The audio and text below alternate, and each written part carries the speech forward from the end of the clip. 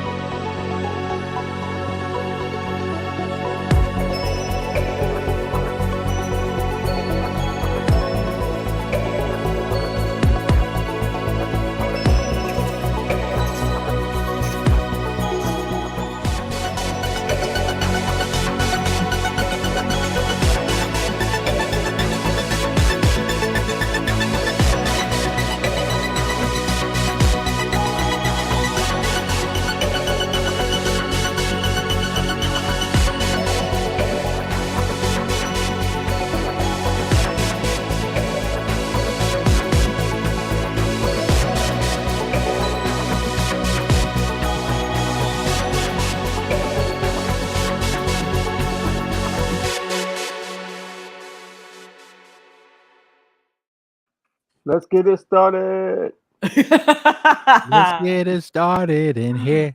All right. So Keith is actually going to do our recap. But first, a bit of news about the strike. Just for a point of order, it has been asked that for anyone that is in solidarity with the Writers Guild and SAG-AFTRA strike, that certain promotional things for currently broadcasting shows are to be discontinued. But SAG-AFTRA has said now that they are allowing podcasts where they review previously released items, previous released work, or where the studios do not directly profit from production of that podcast may continue. So we're good to go as far as SAG-AFTRA goes. We are not crossing the picket line. We're not crossing the picket line. We are in solidarity with the actors and writers as they fight for fair compensation.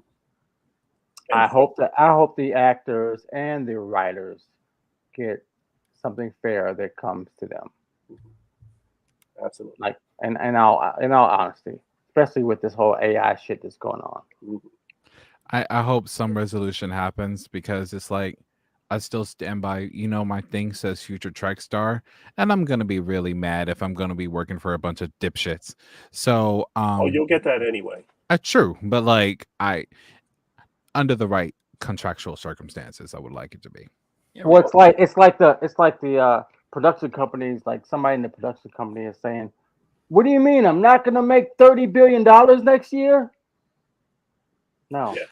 And I get that there are percentages and it's divided amongst who owns the company, who wrote it, who acted in it, all that stuff. It's like music, but it's like, but when you're not giving them a cut and you're running them dry and you're trying to make them like the metaphorical equivalent of $15 an hour in California, like, bro, if you don't have actors and writers, what do you have? Apparently AI, that's the problem. Yes, but that AI is based off the actors and the writers, which is where the debate that we came from. It should not even be a debate. If you have an AI based off my loveliness, I should get paid off my loveliness. I don't care where it goes or whatever. And I should have a say of where my loveliness goes. And this, ladies and gentlemen, is why Jason's tagline is one of one.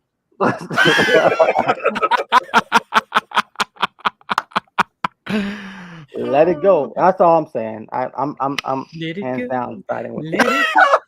it Damn it, Murray. go. It's in your head now. It's stuck. I can't get it out. Oh. I've heard that before. Wait, what? Okay. I mean, let's be real. Snark and bad jokes are in fact in perfect keeping with those old scientists. So with that as a segue, hey Keith, tell us what happened. Yes. All right. So we turn on to our this week's episode, which dropped on Saturday because of Comic-Con, and we were surprised to see the Cerritos in its proper animated form on your screen as we get the opening Ensign's report from Brad Boimler as he and the crew of his fellow ensigns from the Cerritos are beaming down to, and now I'm blanking on the name of the planet, Korok B? I had it here. Planet Tacky. The Tachyon Something planet. Chromoth B. There it is. Hey, stop moving my microphone. Sorry, my dog decided he wanted to lick the end of these. Okay. Now, they're discussing the various history, knowing that there's a mysterious portal on this planet that was discovered by either the Orions, including Tendy's grandmother, or Captain Pike and the Enterprise from the days of those old scientists, as coined by First Officer Ransom at the History and dispute never happened. So they beam down to the planet with Mariner in charge, and while starting to do doing their analysis, and Boimler taking a picture with the portal where he believes Spock had stood, the portal comes to life, and Boimler gets pulled through, and where he lands in full live action form, right at the feet of Commander Una Chin Riley, Lieutenant Spock, and it was La'an was there too, right? Yeah, and Security Chief La'an Noonien Singh, and of course he points out that they look real, or relatively realistic. Nope. They beam him up to the Enterprise, where he wakes up in sick bay with Captain Pike and La'an and Nurse Chapel over top of him. And Una's commenting on the fact that he has a comm badge, which is boring because you don't have the fun of being able to open it. He wakes up, realizes he's in the past after he asks for computer to end program. And as he's being understanding of it, he tries to be cagey about where he came from, though they're pretty certain they know he's from the future. And he's strangely very afraid of Lieutenant Commander Una. So La'an takes him off to the captain's ready room to keep him quiet, and while they try to study this portal and figure out what happened as Boimler has come back in time 120 years. While in the ready room, riding on Pike's saddle, doing, as he even said, the full Riker. By the way, this episode was directed by Jonathan Frakes, and that was all the good ones usually are. Yes. It was. He gets interrupted by Uhura, who is, of course, an ensign herself, and he knows her as the communications badass of the 22nd century. But here she is, just about the same age he is, maybe a bit younger, and still very uncertain. And he tries to do his best to not spill more information about the future, but he fails because he does not have the honor of Worf. Then going onto the bridge, he sees that there is some sort of ship, which yes, Jason. You're not wrong. You're not wrong, Jermaine. All right. Okay, so on this bridge of a ship, they see an unidentified ship, which Boimler does point out is Orions, and he goes, they may not be pirates because he knows that may very well be the science ship that Tendy's grandmother is on. So they hail them, and yes, it is. They claim to be a science ship, but then they beam up the portal and take off. Because scientists never pillage a site. ever. Yeah. I just, yeah. Yeah. So then Pike is, of course, dismayed and unhappy with Boimler, and of course, trying to find the balance of not telling the future, but also realizing we have a problem now that this portal is missing. Boimler goes to the bar where he gets to hang out with Ortegas and Chapel, who are both trying to mess with him. And he, of course, reminds them that Captain Pike's birthday is this Friday. And of I course, think they set him up, by the way. After, of course, they were unknowing of that, but he knows it because it's, of course, a holiday in the future, which he lets spill.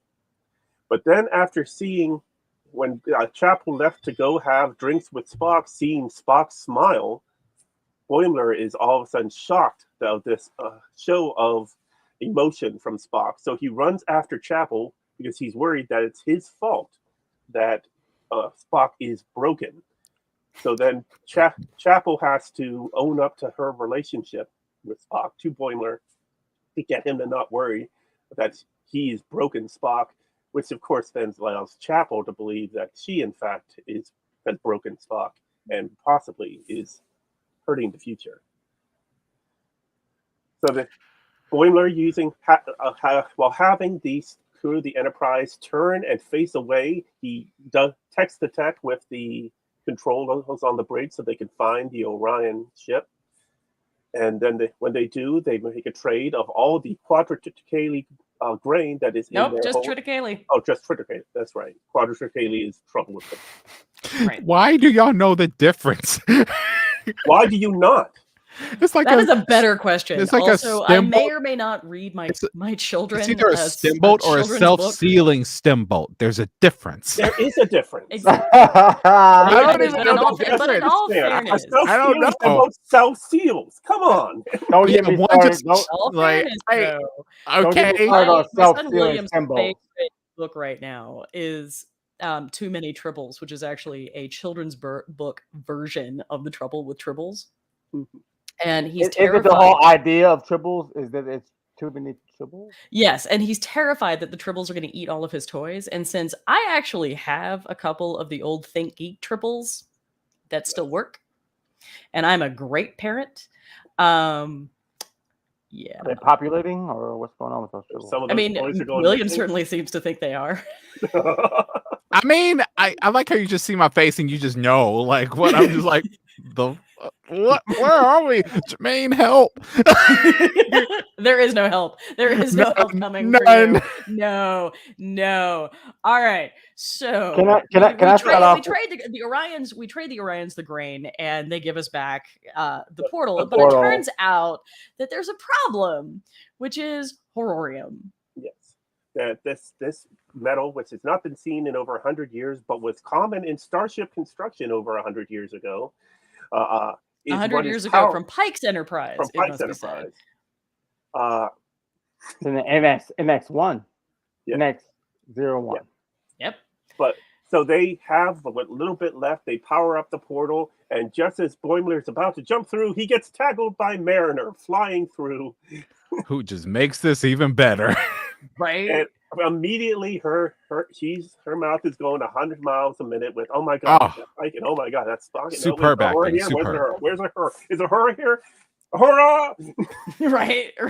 Like she goes full fangirl. And of course, Pike is like, oh shit. And calls for all 5 of them to be beamed back up to the Enterprise because now they're out of uranium. They can't power the portal. And the Orions are still somewhere nearby. So now what are they going to do? Back on the ship, Mariner immediately tries to buddy up with Uhura, helping her out, saying that she's someone who's carefree and never let work get in the way of having a good time. Well, Uhura is bogged down with work because she's actually a workaholic that never lets a good time get in the way of work. Boimler joins up with Spock to try to recreate Heronium, and it goes as you would expect a Boimler Enterprise to go. And it explodes in the science lab. I mean, I was hoping that things would explode between them, but not that. Yeah.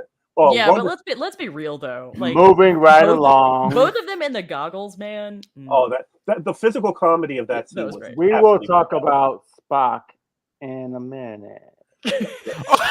Wait a minute. Is Jason trying to play dad here? Is Jason trying to, like, herd the recalcitrant cats? I'm not hurting shit. I'm just saying. I'm googling First of all, recalcitrant. I'm staying in You character. don't know what a Recalcitrant. Come on, Will. I'm staying in character in my Spock critiques. Okay. So Moving that's right right. along. So Okay. they failed to replicate the So if they fail to make the question. and then while talking about the NX-01, Go they ahead. point out that's when Pike's saying, first Pike is asking Boimler to stop trying to get his crew to host a surprise birthday party for him, and then talks about how he would love to go back in time and meet Archer on the NX-01, because of course Boimler and Mariner have just been constant fangirling the whole time that they've been on the ship And together. Porthos. Of course. Oh yeah, the one who loves cheese. Yes. And that's when Boimler remembers that, just like we have in the U.S. Navy today, if there's a ship named for a previous ship, a piece of the previous ship may be used in the construction of the new ship. And is that a thing in the That is a Navy thing. today? That is a thing. 100% a thing. You are not going to find anyone more superstitious than the sailor. Yeah. And that has been I'll true be honest, since we had wooden ships. I thought it was going to be a piece of the hull. That's what I thought it was going to be. Right. So what I'm saying is the original clipper ship Enterprise, is that on the ship Enterprise? You mean the carrier? The current aircraft carrier does hold a piece of something. Yes. Not the carrier. There was another. Wasn't there Enterprise? The Space Shuttle Enterprise. Space Shuttle. Space Shuttle Enterprise does have a piece of something. Yes, from the clipper it's not one of the original U.S. frigates. It's a previous Enterprise ship. Yes. Interesting. No. You're not wrong. Hey, I'm just glad they said Mayweather's name. I'm just glad they said his name. Right, but we're gonna get there. We're gonna get there. All right, come on. Okay, we're gonna get there. All right, let's wrap it up. What happened in the end? Realizing where this piece is, because Mayweather was the worst. Fleet Museum and saw the NX-01. They are able to find it underneath the floor plating and engineering, which of course Pelia does not like, because I use that. How did they know where it was? Because Mariner was paying attention at the Fleet Museum when nobody. Because Mariner. First of all, she's not the only one that walks across that. So yes.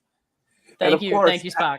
And of course, as they're pulling that up, we get a little bit of fangirling from Uhura and Ortegas talking about Travis Mayweather and Hoshi Sato. So more fun callbacks to Enterprise. So now they're able to use the Huronium from that they have found. But previous to that, you had Mariner and Boimler both try to message the Orions to try to get the grain back. The grain back using a shuttle communications, but Uhura was wise to them, and La'an caught them. But the message still went out. So when our crew beams back down to the portal, now hoping to return, there are the Orions. And in order to get the grain back, they make the deal that the Orions will get credit for finding the portal, including a certain Tendi who is on the crew of the Orion's science ship.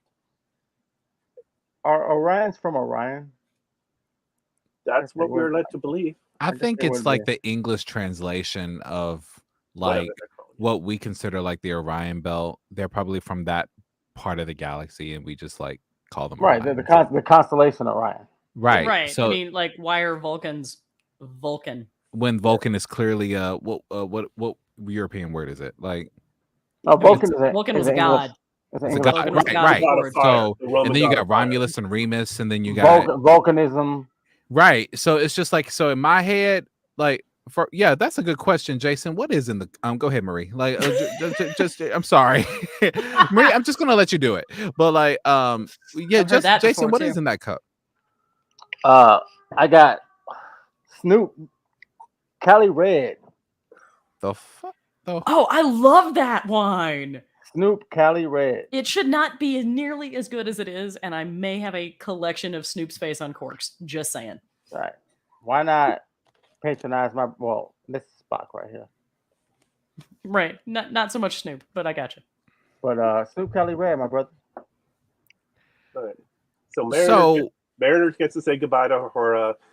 Boimler gets Spock says to him, "Live long and prosper." And of course, Boimler can't believe that actually happened and doesn't know how to respond. But then they go back through the portal because Rutherford and Tendi were ready to jump in to get them. And that would have just been worse. And Pike's like, no, I'm done. No. That would have been nice to see, but to see like Rutherford. Yeah. Honestly, it would have been nice for a two-parter, and then the second half was like all cartoon. Like, yeah. So Boimler and Mariner make it back through the portal. They hang out with their friends. It turns out Mariner actually asked for this so that Boimler could go see his favorite historical portal because he's a nerd. And then we flash back to the Enterprise, which is all of a sudden animated because they're all drinking Orion Hurricanes with actual Orion Delac, which Mariner had already warned everybody will fuck your shit up. And everybody's like, because I'm happy, clap your hands if you. And of course, we find out why Boimler was scared of Una. It's not scared. He was not scared, but more intimidated because it was the recruiting poster that had her image and the ad Astra that inspired him to join Starfleet. And of course, once you see this bunk, you get Commander Ransom, the hottest first officer in Starfleet history. Of course, that's part. Did she think it was like a Catherine Ireland or Pamela Anderson? Well, she thought it was a poster. Yes, and was vaguely traumatized by the whole thing. Yeah. And I have to admit, I love that Mariner had no idea what a pinup was. Yeah. Who are the kids now pinning up? Honestly, I had to rewind that conversation to be like, wait, did she just say that? Yeah, because I'm a 90s kid, like high school. So it's like, it's Catherine Ireland and whoever. But like nowadays, who are they pinning up? They're putting up, is it like Nicki Minaj and I have no idea. Does nobody here have kids? And they're 5. Okay, mine are 12 and 10, and they're both girls. So yeah, they know. I mean, like they have a massive Paw Patrol fetish, but I don't really feel like it's for the same reason. Yeah. Right.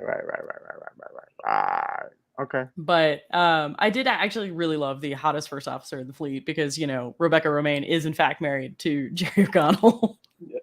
Mm-hmm. Who plays Ransom. So, because apparently Star Trek has just become incestuous over the years. Not any worse than Star Wars, Well, Star Wars, you feel? Let me ask you guys: did you feel like Boimler and Mariner? Did they feel like the same characters to you in our 3D dimension as they do in the 2D animation? Yeah.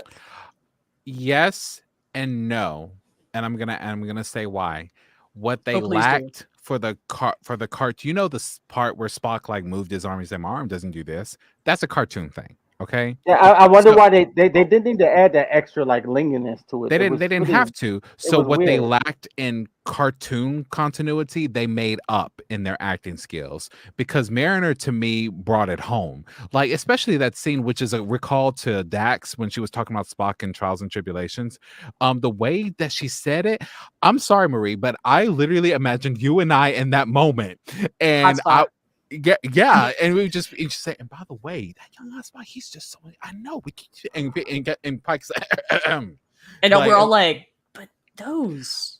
So they made up for it in acting, and so to me, they replaced one thing with another and filled. They fulfilled the assignment. They did that. You gotta remember when we see them on lower decks, we're usually seeing things from their perspective, and their commanders are in the background. Yeah. While with Strange New Worlds, when they were on the Enterprise, we were seeing more things from the perspective of the command of the Enterprise with Boimler and Mariner in the background. So when it seems like they're just kind of whispering and talking to each other a lot, that's just as they would normally talk to each other normally on the Cerritos. It's just because of our perception of who the star of the show is.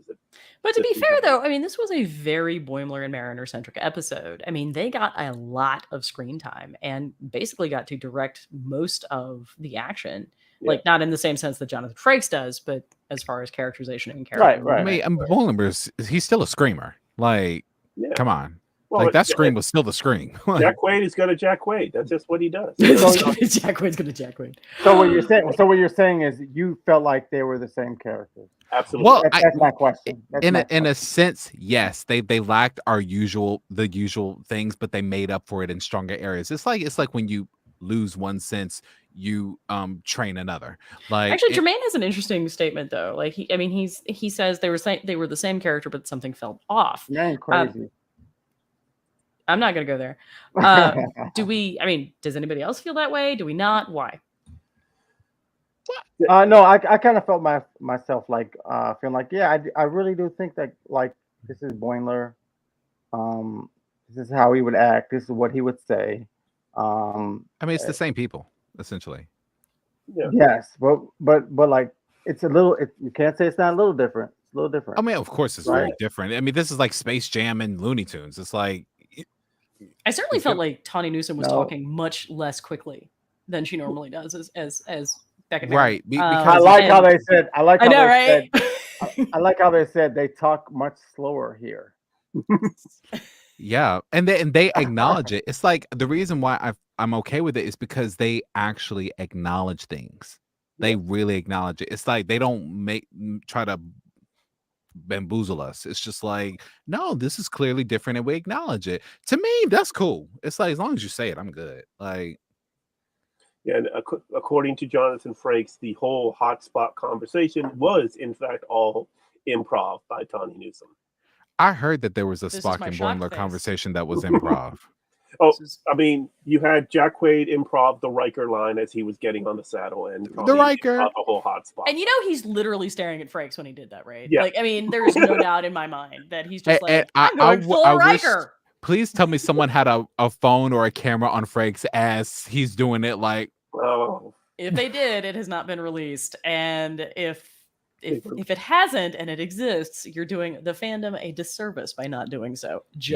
They've released quite a bit of behind the scenes stuff already for this episode, both in the after show, but also things that they put up on YouTube since.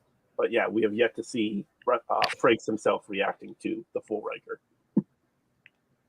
I mean, like I said, Boimler to me is just the representation of a Star Trek fan walking into the Star Trek. The documents, like the guy said on Galaxy Quest, like the historical documents. Like that's Boimler. Boimler is like what I feel like is a decent Star Trek fan who walks out. You cannot tell me you wouldn't act like Boimler if you walked in there. Because here's the thing, I would scream too. Because if something is exploding in front of me and it's real and it's not a movie set, I'm gonna scream and run, just like he would do. When I went to Ticonderoga, New York, I'd have been cool.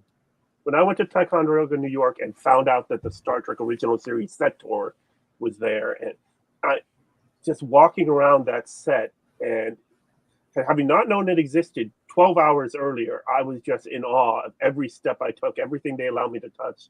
Like I could sit at the computer in the briefing room. I could sit in the captain's chair. Where was this? Ticonderoga. What? And that was the original set? No. And a lot of it is actually. Where was it? Ticonderoga, New York. So upstate New York, near Fort Ticonderoga and Lake Placid. I never heard of that. That's why I was like. A man named James Cawley has made it sort of his life's work actually to acquire as much of the original TOS set as possible, and that's what he's used to create the Star Trek experience in Ticonderoga, and now he's moved on to the Next Generation set. Yeah, wait, there's a Star Trek experience in New York? I thought the experience was in Las Vegas and it got shut down. Well, no, there's Star Trek The Experience, which was a Las Vegas thing for years. It's officially called Star Trek The Original Series Set Tour, but it's going to change names once the Next Generation set opens up sometime in the next year. He's been building that. He should call it Utopia Planitia. Right. Well, he's also an Elvis impersonator, and he still has the hair for it. But he got the original plans from the set, from when they built the set originally, and it was been using that guide him as he built pieces. When I visited, they were still working on engineering, but that's all been finished now, and now he's working on the bridge of the Enterprise D. He's already got the back controls done and the ops and helm stations done. So engineering from what era? From original series. Okay. You're not wrong. But I want to talk about Spock. Can we do that, please? Really? Can we talk about how creepy Ethan Peck managed to make a smile? I mean, Yes. mad props to him, but every time Spock would try something, I'm just like, I need you to stop. I feel like I need you to stop. I need you to turn around in your tight pants and like wipe that memory out of my brain. Yeah. I mean, we were all boiler there. I think we were looking at it from I don't think Spock's smile was that bad.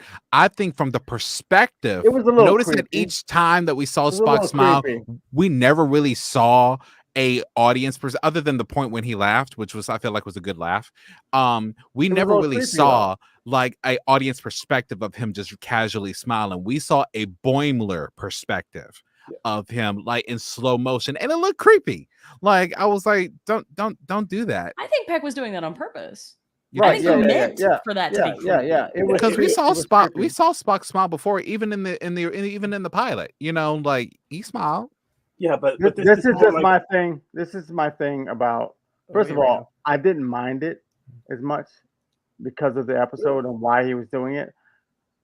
But it's like they find a way for Spock to have emotions in every fucking episode. Yeah, he's like 20-something. Why do they keep doing this? Like, stop writing emotional Spock into episodes. That's the point that Boimler was trying to make to Nurse Chapel in the Turbolift. Exactly. I'm Boimler without the hair. I'll dye my shit tonight. I'm saying 20-year-old Spock is gonna do what 20-year-olds are gonna do. Yeah. And Spock had emotional moments in the original series. And it's more than just a scene here and there, as you can see from this side a scene here and there. This side of Paradise, it was half the episode. Yep. I mean, is that the first episode? Is that the first episode of Star Trek? No. We get a full-on excited grin in Amok Time. Yeah. Oh, like a full-on we get teeth, grin. y'all. Yeah. You can Are name you sure? Because I remember in the original pilot, he was smiling. Yeah. Like in the cage, he was first smiling. First of all, the original pilot doesn't count. It does count because that's what the show's on. No, those scenes were put in the menagerie, so it counts. Thank you. It doesn't count because the whole entire production company said scrap this whole fucking idea. No, they didn't. All right, y'all. Where is Strange New Worlds coming from? We have reached peak nerd now because we are now having a conversation about what is and is not canon. Yep. Calm down. Okay. I'm saying you can name like 3 or 4 episodes out of the whole TOS where he smiled. I mean, three the to Enterprise. I mean, like in the Enterprise incident with the Romulan captain. Like, yeah. 3 or 4. Maybe I'll give you 4 out of 3 years. I can. I mean, Keith's right. This side of Paradise when he refuses to move the Enterprise, even though Bones is like, don't forget the gone. short trek and the turbolift with Una. I know, but that's new Trek. We're talking. That's new Trek. We're talking TOS. Oh, TOS. Mm-hmm. Yeah. Oh, yeah. Tomorrow is yesterday. Amok Time was the full on. By the alien consciousness, so that doesn't really count. That doesn't exactly count. I do. I mean, the whole flirtation he has in the Cloudminders, though.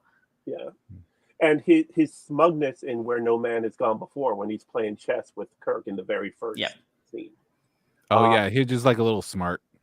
It's a little one. It's very small. That's what I'm saying. When he does it, it's very small. He's like, "Oh, you humans and your emotions." Like a very emotional way of criticizing us for mostly shouty, though. Yes. Mostly shouty. Yeah, you gotta admit, most of the time he was annoyed by Bones. Of course, but yeah, Galileo 7, he had a very emotional scene there. The playoff between Bones and Spock was one of the things that made the entire series. Yes. It was exceptionally wonderful. Yes. Between those two. First of all, Even though Bones went over the line, sometimes that dude was just an asshole. Oh yeah. I mean, my God, all of the Galileo 7, you're just kind of, I'm like, I'm going to need you to calm down. You're being a bit racist right now. Yes. Green-blooded hobgoblin. Yes. Green-blooded. Yeah. Did he say that? Are you just going to leave that man? Yeah, dude. Like, if he is going to leave that body where it is, if it means no one else has to die. And what was so awesome is that Bones would say that, and Spock would just be like, "That's what I'm going to do." And yeah, and he did in fact do the finger thing. Mm-hmm. When he did that. He would be like, I mean, look, man, the Galileo 7 is one of my favorite episodes. It just is. I'm just waiting to get that from Spock right now. That's all. Well, the thing is, this is not that Spock. This is not that Spock. 8 years earlier than that Spock. Okay, you're making excuses for the I'm writing. saying facts, man. You're making excuses for the writing. That's what it is. The writing. I don't know. I actually think that's a deliberate choice. I do, because I think we're seeing a younger Spock, and I gotta tell you, I made a lot of bad choices in my 20s. Bad choice. We know you're still making your bad choices. Oh. I didn't make no bad choices. I made bad choices in my 30s, man, but they were different bad choices, and I'm gonna make look bad up choices Spock's in my age. 40s. Let's look up Spock's age. How about that? Yeah, but you're a human. Well, Ethan Peck is 33, so we know. Well, he's 33. Yeah, but Spock's supposed to be like 27, 28. Right. Okay. And Vulcan years. Vulcan years. Is he? But Vulcan can live up to 200 years. So here's my thing. We talk about this years thing where Vulcans are living this long and humans are living this long. I would think in 200 years we're living longer than 100 years. Like 250 years should not be a problem for humans. So in 100 years. I agree on that, but here's the thing. A, he's half human. B, we have already proven that he grew up with Michael Burnham, which means that they were both children. And even then, she was slightly older than him at the time. So we can confirm that their lives are like, coming up somewhat together. Parallel, so he's got to be in his 20s. He's got to be. All I can think in my all I'm seeing in my head is bearded Spock. Mm-hmm. I'll confirm with that. I'm just saying the amount of time that they say humans live. Humans should be living at least like 200 years, 250 years. Well, we know by the 24th century, it's common for humans to live to 150 years old. Okay. Currently, so Spock is 29 in season 1, so he is 30 in season 2. And we all know it takes 60 years for a Vulcan to like raise the ranks in Starfleet. No, that was just Tuvok because he couldn't make up his mind. No, Tuvok quit Starfleet for a few decades and then came back. Spock couldn't make up his mind either, I guess. Well, Spock did leave to take the Kolinar and was uncertain about coming back, and then he died for a few months. So, Project Genesis. Did you say he died for a few months? He did. Yes. Have you not seen The Wrath of Khan, The Search for Spock, and The Voyage Home? I had no idea. I didn't know the timeline. To me, I thought it was like a week. Well, no, it's long enough for them to get back and to get reassigned, and then I was going to say, and then all of a sudden, like McCoy starts going bananas. Now, I will forgive you for blocking The Search for Spock out of your mind. That's totally acceptable. Oh, thank you. We much obliged. How awesome was it in The Search for Spock, actually The Wrath of Khan, that Spock gave his contract to McCoy, out of anybody else. Which is revenge so sweet. Punishment which is for revenge so sweet. Yes, punishment for all the arguments he lost to him. Right. I thought that was beautiful. That was awesome. But I want to bring us back to speaking of like emotional sharing and all of that. I want to bring us back to those old scientists, and I want to talk a little bit about Pike here, because again, the menagerie is one of those things that casts a long shadow over Strange New Worlds because we know what's going to happen to Pike. We know what's coming. Which again is one of those things I profoundly disagree with, and I wish we could find a way to not be married to canon on this one. I still believe that it's going to happen without it happening. What do you disagree with? What I disagree with there is the whole conversation. Basically, in the 60s, that kind of existence would have been very, very would have been debilitating and would have been impossible. But like, as we've gotten better, we've certainly started to recognize that, disabilities don't necessarily relegate you to a second-class citizen. And we've seen, especially in New Trek, a pretty conscientious approach to demonstrating that. We've got a number of differently abled characters on Discovery, for example, and I'm not just talking about Kayla Detmer. I'm talking about Aurelio. I'm also talking about a wheelchair user that appears in background sequences, because we're dealing with a profoundly different culture now. And so it's just really frustrating that we're tied to what is a pretty dismal view. Well, considering in the first season, we had a chief engineer who was blind. Yes. I was going to say, wait. So you're saying that what you're saying is that in that time era, Pike should not be handicapped. Is that what you're saying in a nutshell? I'm not even saying that. I'm saying that we could come up with a better assistive system for Pike. Right. Then a chair that he doesn't have. I mean, twice. we don't have to drop him off on Talos 4 to let him live in a fantasy land. That's like the equivalent of dropping someone off in a nursing home and never looking back. Yes. Kind of. It's not. I mean, it's really one of the parts of Star Trek that has depends on the cause. It's why that I still say cause of the problem. It depends on the cause of the problem, right? So we don't know where the cause of the problem is with Pike. Is it in his spine? Is it in his brain? It's his whole body. Know that. Yeah, right. Like, I mean, he got Vadered. But your body, you don't know the cause. The body is. We do though. We do. He got Vadered. What do you know? He got Vadered by radiation. He literally got Vadered by radiation. Right, but you don't know the cause of the problem. Yes, we do. They made a whole Discovery episode about it. They show what happens to him. Yeah. I didn't say what happens to him. I'm saying the cause of the problem. Is it in his brain? Is it in his spine? Is it what? Okay, define cause. Define cause. Where are we going with this? I'm saying, okay, let's say his body doesn't work. Why does his body not work? Mm-hmm. Why? I'm asking you this question. Because significant portions of it got melted by radiation. What radiation poisoning? What portion? It's when he was saving a bunch of cadets on a space station. The side of his face and most of his. Okay, but what makes his body not work is what I'm asking you. Yeah, radiation poisoning. Radiation poisoning goes in and breaks down and breaks down the connections between your cells, right? Like, and you effectively melt. His bones morphed into his skin. That's what happens. You're not answering the question at all. I'm trying to understand the question. So, then you're asking the wrong question because we're answering it as we see fit to answer it, and we're getting the wrong question here. So I mean, are you actually looking for like a technical diagnosis here? Are you asking us what literally happened, or is this a metaphor? Said, radiation poisoning and the effects of radiation poisoning, like you melt. What? Okay, you melt what? All of you. Everything. You're toast. You can't say all of you. You have to say specifically, what is it melting? What is it stopping from working? What connections is it breaking? Have you not seen Chernobyl? You're generalizing. I'm saying specifically.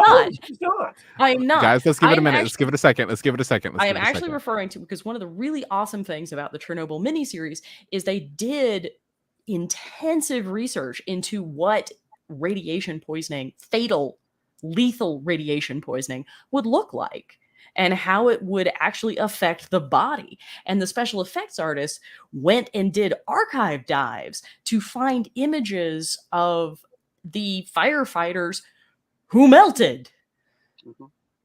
There are also like, I feel like you're still not answering the question. What's the question? We're gonna move on. Actually, we're gonna move on because we're not getting anywhere. We're not getting anywhere. No. One more minute. No, we're done because we're bogging down and it's not fun anymore.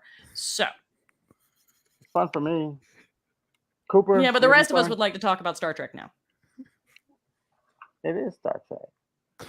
All the time, baby. Okay. So we did get Pike has this whole conversation about like, this is what's happening. I know what's going on. I'm really struggling, and he's struggling with it, and I really kind of like what we get from Boimler and Mariner here. Yeah. So, like, when it came to Mariner, like, it's just like when I watched her character, she was my favorite because I kind of resonated with her a lot. And as I was watching it, I was purposely watching it, looking for the Easter eggs that they may put in there throughout it, even the metaphorical kind. So the only thing that I could think about was I'm still go back to that Dax and Cisco scene. Did anyone else catch any like type of Easter egg type thing? Like, oh yeah, like The Bell Riots. Yeah. oh yes, Oh, see right. they mentioned that. They There's a mentioned the whole line where Riker. he's like, Like their when they samples are he so literally shockingly did said specific. Worf's honor. Yeah, Like and I'm like, yeah, if you kind of do this, it looks like a W. No, like he didn't. He went like this, Worf's honor. Worf's honor. Yeah. And they're like, who? And he's Yeah. like, damn it. Yeah. Like, yeah, like Worf's grandfather not gonna play a pivotal part in Undiscovered Country in 15 years. I guess that's the other Worf, but yeah. No, it's just that's just showing the at least to Boimler the impact Worf had on his Starfleet experience. Yeah. Yeah. What else did anyone catch from this particular one? How did we feel about Pike conceding to, like, okay, like you can say that the Orions discovered it. Like, what does that say, like historically or to the timeline, Like, do you think that there was an alternate timeline or that this was always supposed to happen? This with time travel, it's always problematic. So my thing was like, so when you go back in time, Boimler goes back in time, and it's like you don't want him to interfere with the timeline. My thing is maybe he always has interfered with the timeline. Yeah. Mm-hmm. And that has always happened. But you don't know. You never really know, right? Like, did he change it, or was he always a part of it? Right. So that's an excellent question. And that's a really good point, Jason. But I think what we're looking at here is, and this is a really great prelude to what we're going to talk about when we talk about Under the Cloak of War, which is one of the most important things in diplomacy is being able to recognize what it is that the other side actually wants. Right. And what Pike is doing here, I mean, because Boimler has told him he's a wonderful diplomat, right? And so what Pike is doing is he's playing off of the information that Boimler and Mariner have given him about Tendi, and recognizing that maybe Karras wants not to be a pirate or not to be known as a pirate. Right. We're not sure what he is. We're not sure. But we know he is kind of a scientist. Maybe he's a pirate, but he is kind of a scientist. I mean, right? he's definitely a smart ass.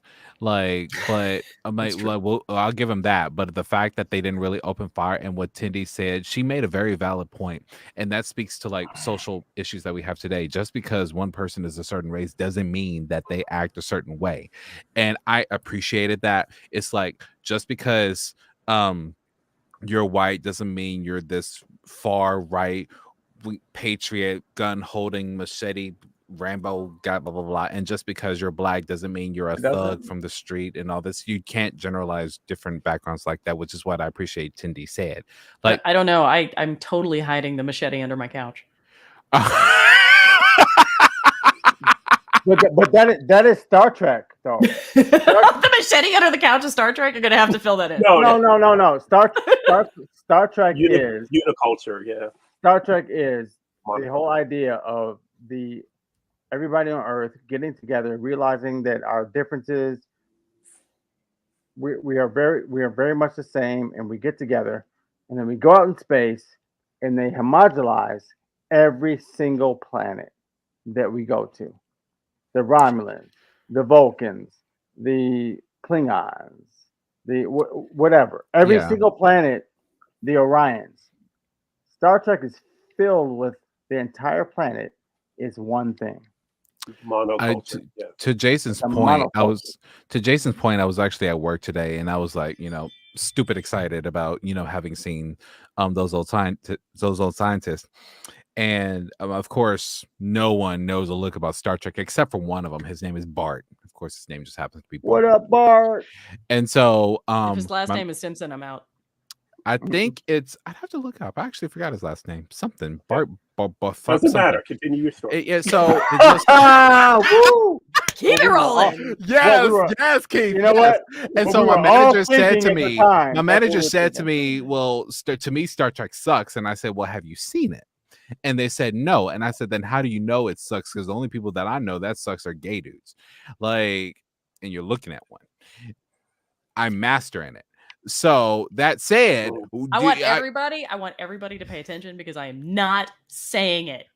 I hope Jermaine fell back in his seat at the moment I just said that. Not saying it. I am in fact being good. And so he said, "Well, what is Star Trek about?" And I said, to sum it up, we got along. That's it. That's literally, if I were to put it in one word, we got along. We got along. We did. Now, as I was talking to Bart about this, and I'm going to bring this up because I'm going to tell him to watch Trucker's Delight.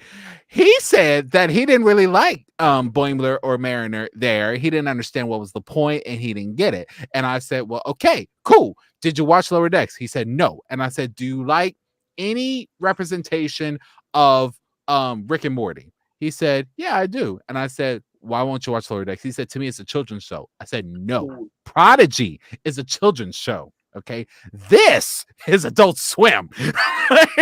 First of all, if you're not a Trek fan, Lower Decks will mean nothing to you, and it's not entertaining. Yeah, it will not be at all. Disagree. My youngest daughter absolutely loves it, and it's the only Star Trek show she will watch. Well, kids like everything. I put Lower Decks at preteens and up. Preteens and up. No. In fact, kids are in fact more discerning than adults in many ways because we're willing to watch something and give it a chance. If a kid isn't caught by the first 5 minutes, it's over. But see, I understand what you're saying. When I was a kid, I would watch any cartoon, period, regardless.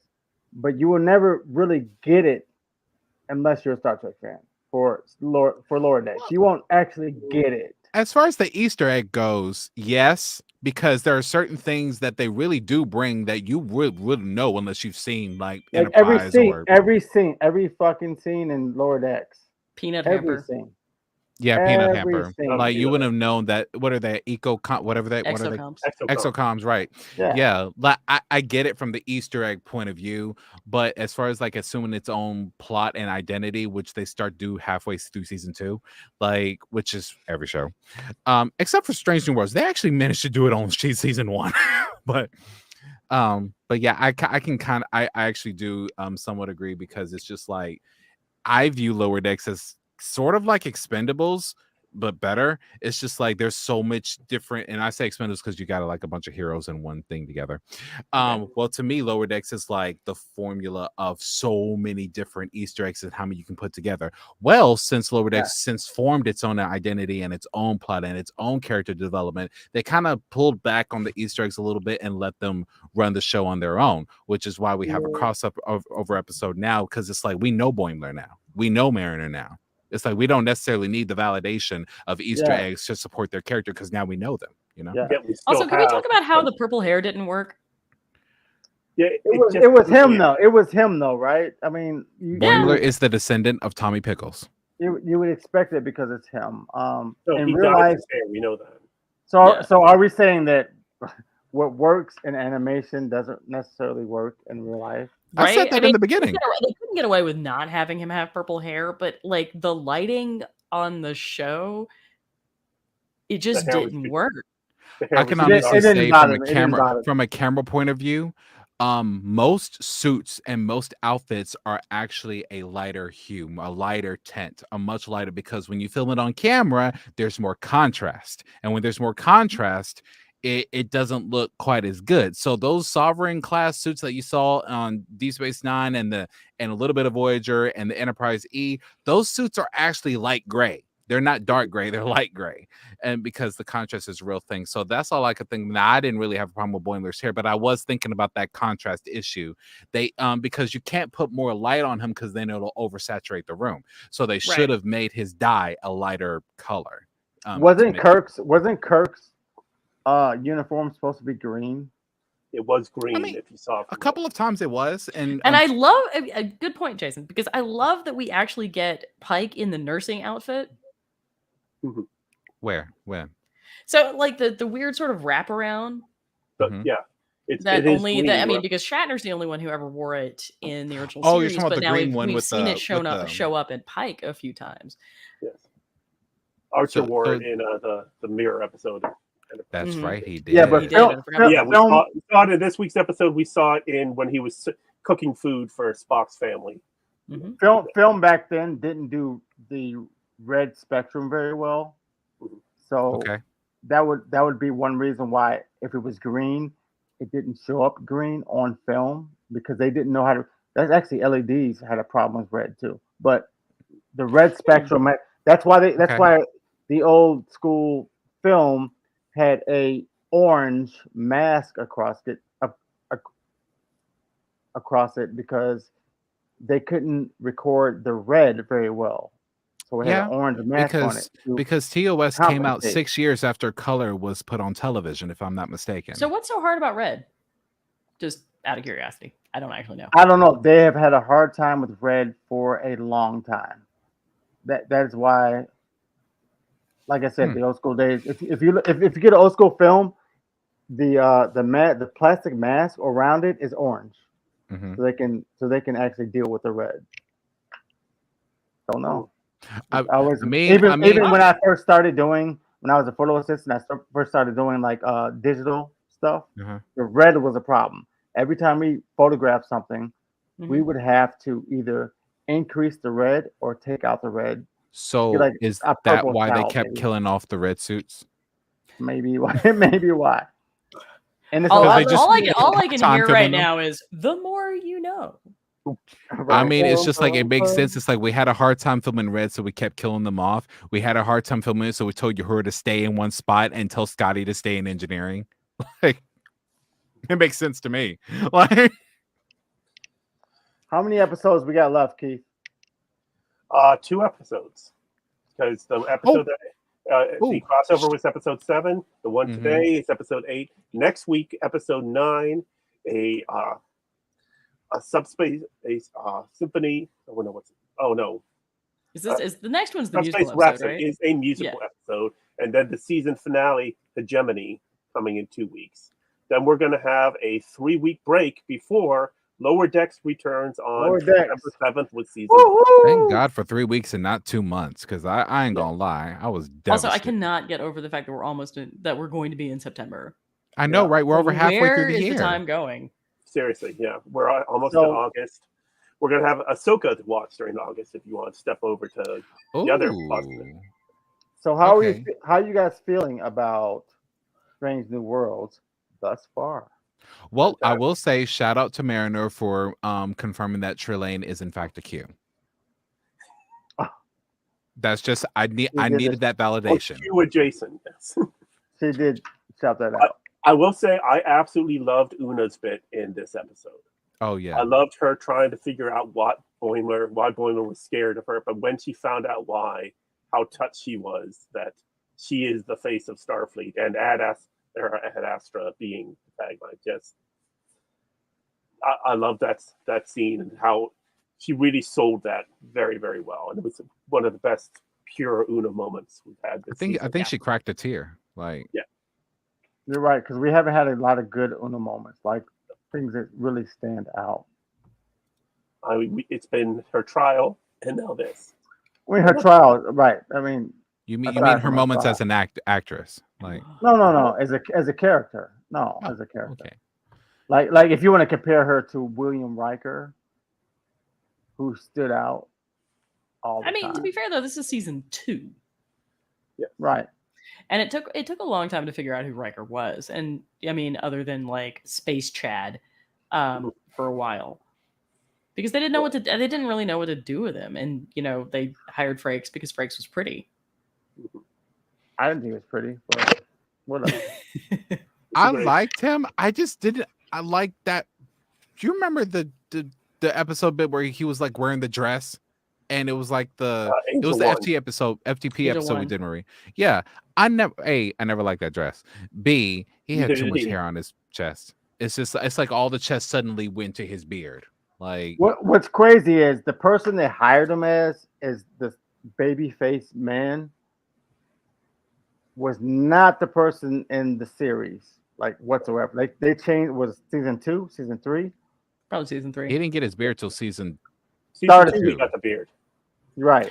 I tell you, It's like I mean, he was completely different looking after the beard. Even I tell Keith you, said- like even when your Keith said hair gets to its final form, that's when you're good. it. Right. I but ain't gonna lie, it's I crazy how shaved they- my beard off one time and I did not look good at all. I didn't Boy, even you look always fine. What you talking about? no, you don't. I have a Okay, if baby that's the face, case, but I if that's the case, why don't we place a bet? Marie, play as Beverly in this. Place a bet, and all me, Keith, and Jason are all gonna shave off our No. beards if No. Marie wins in a game of poker. You're safe if those are the stakes. You're very safe. Okay, guys. I'm a terrible poker player. Any last thoughts on today's episode? It was a lot of fun, and It was. and especially It was knowing what we're getting into tomorrow. Roughly same bat time, same bat channel. It's good that we had this break. Yeah. Yep. And I love that even the opening credits was done in Lower Decks art style. I mean, it was Right. the Stranger Worlds credit, but drawn. I was about to skip intro, and I was like, Same here, wait a minute, what is going on here? I was like, Yeah. oh. I bet and it included the everyone koala on and their TV that didn't know this was coming was like, I tried since I watched the episode on Saturday. I have not read any reviews. I've not watched any review podcasts, but I did catch one today in which person just watching the opening credits said, "We do not deserve this. This is too beautiful." We got something good. Yeah, Yes. yeah. We can finally have something nice. Yes. All right, kids. As we said, we will be doing part 2 tomorrow. We will be covering Under the Cloak of War. Bring a beverage. Yeah. Because it's a pretty intense episode and it deals with Definitely. a lot of really heavy themes. So just be those- prepared. For those of you that have not watched it, make sure you Nazis. watch it before we record tomorrow night. A lot of Nazis. what was that? Really.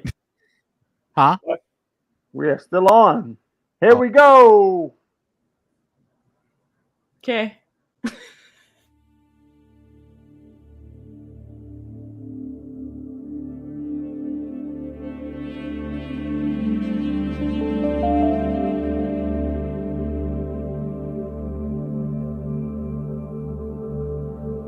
Yeah, absolutely. Yeah, I'm not gonna ever say it on the internet. Yeah, never. yeah. I was I'm sorry. Wait. There was a shadow of a church. Okay. What? William has Okay, questionable I didn't ideas catch about that what he one. puts. I didn't William catch has that one. questionable ideas about what he puts on the internet. Oh, I remember that episode. Uh-huh. I remember that episode. Yeah.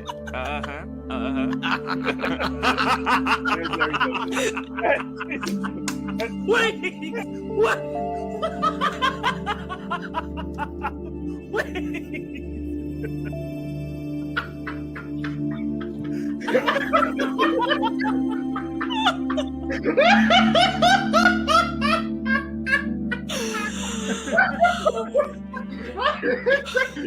We put on an audio version.